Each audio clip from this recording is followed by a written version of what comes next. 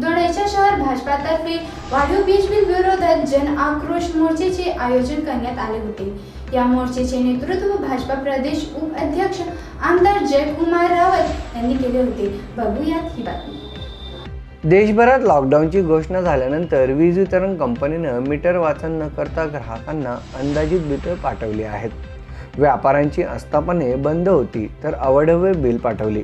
भाजप यावर संपूर्ण महाराष्ट्रभर आवाज उठवल्यावर वीज बिल माफ करण्याचे आश्वासन देण्यात आले होते, परंतु पुन्हा दिलेल्या आश्वासनाचा विसर पाडून ग्राहकांकडून सक्तीनं वीज बिल वसुली सुरू आहे।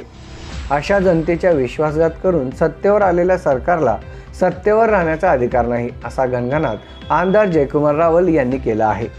वीज वितरण कंपनीने लॉकडाऊन काळातील वीज बिले एकत्रित करून सरासरी बिले ग्राहकांकडून वसूल करीत आहेत।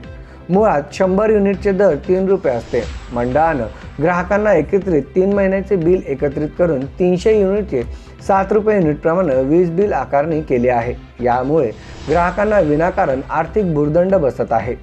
वीज मंडळानं ग्राहकांना माफक बिले देऊन दिलासा दिला नाही तर मोठे जनआंदोलन उभारले जाईल, असे यावेळी आमदार जयकुमार रावल यांनी सांगितले।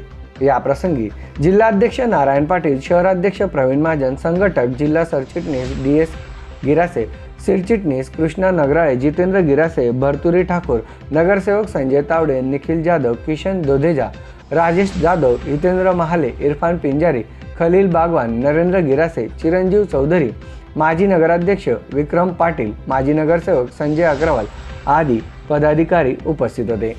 MDTV साठी समाधान ठाकरे, दोंडाईचा प्रतिनिधी।